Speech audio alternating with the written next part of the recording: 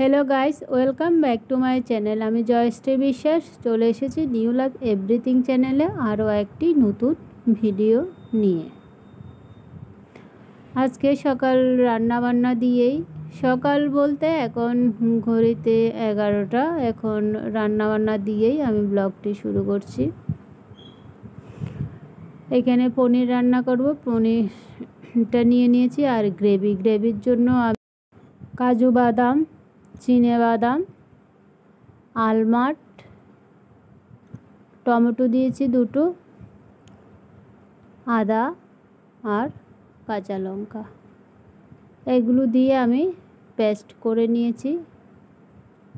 যেহেতু এখানে অন্য কিছু দেওয়া হবে না, শুধু পনিরটাই রান্না করব, তাই গ্রেভিটা একটু বেশি নিয়েছি।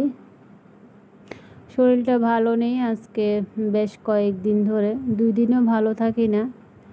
কি জানি শরীরের কি হচ্ছে, ডাক্তার দেখাচ্ছি, ওষুধ খাচ্ছি, এই অবস্থা।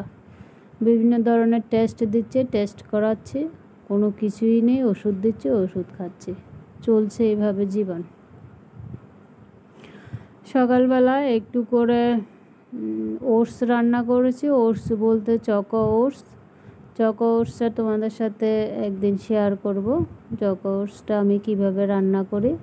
তো একটু করে চকো ওটস রান্না করেছি। তোমাদের দাদা ভাইও আজকে ছুটিতে আছে, তাই সকালবেলা বললো যেহেতু শরীর ভালো নেই, রুটি করতে হবে না, দুপুরবেলা রুটি আর পনিরের তরকারিটা রান্না করে নেবে, আর সকালবেলা একটু করে ওটস রান্না করে নাও। তো সকালবেলা ওটসটা রান্না করেছি, আর কিছুই করা হয়নি। এখন 11টা, এখন পনিরটা আমি কেটে নিয়েছি। পনির তো অনেক নিয়েছে, অতগুলো রান্না করবো না, একটু করে রেখে দেব, ভেজে রাখতে হবে। ওখানে প্রায় 500-600 গ্রাম পনির নিয়ে এসেছে। অত পনির তো রান্না করে দুজনে খেতে পারবো না। গ্রেভিটা আমি এখন কষিয়ে নিচ্ছি।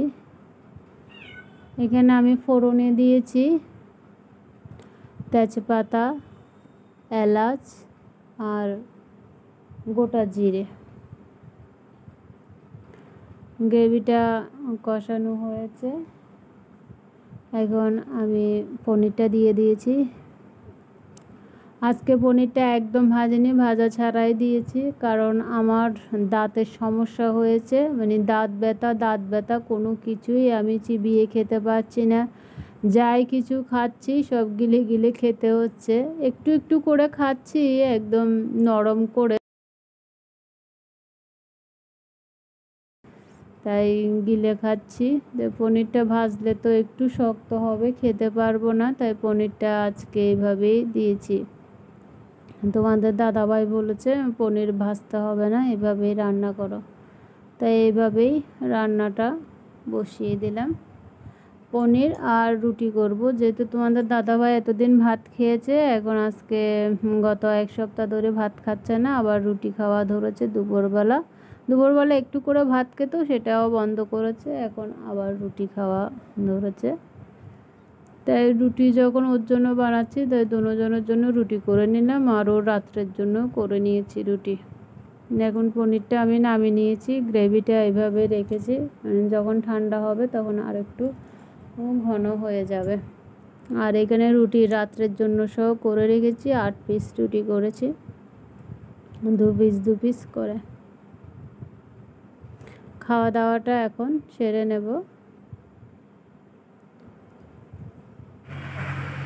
খাওয়ার পর একটু ঘুমিয়েছিলাম, যদিও বা আমি দুপুরবেলা ঘুমাই না, কিন্তু শরীর এত খারাপ যে খাওয়া দাওয়া শেষ করে 1টার দিকে শুয়েছি। শোয়ার সাথে সাথেই আমার ঘুম চলে আসলো। প্রায় 4টে পর্যন্ত ঘুমিয়েছি। ঘুম থেকে উঠে একটু চা খেয়ে ফ্রেশ হয়ে রেডি হয়ে চলে আসলাম গঙ্গার ধারে। আমাদের দাদাভাই বললো একটু হেঁটে আসি, হেঁটে আসলে মনটাও ভালো হবে, মন ভালো হলে শরীরটাও ভালো লাগবে।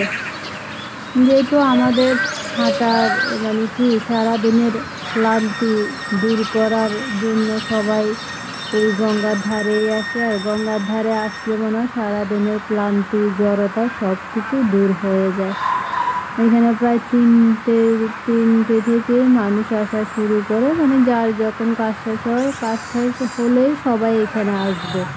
এখানে এসে আধা ঘন্টা কেউ 1-1.5 ঘন্টা সময় কাটিয়ে তারপর যে যার বাড়িতে চলে যাবে। প্রায় 7টা-8টা পর্যন্ত এখানে লোক থাকে, প্রচুর পরিমাণে লোক, প্রায় 1 মাইলের মতন হবে। আর এখানে বসার জন্য সুন্দর সিস্টেম করা আছে, সবাই যে যার মতন বসে এখানে সময় কাটাতে পারে। তোমাদের দাদাভাই বসে আছে, এখন আমি বসবো। আর বেশি কথা বলবো না, এখানে একদম নিরিবিলি বসে থাকবো।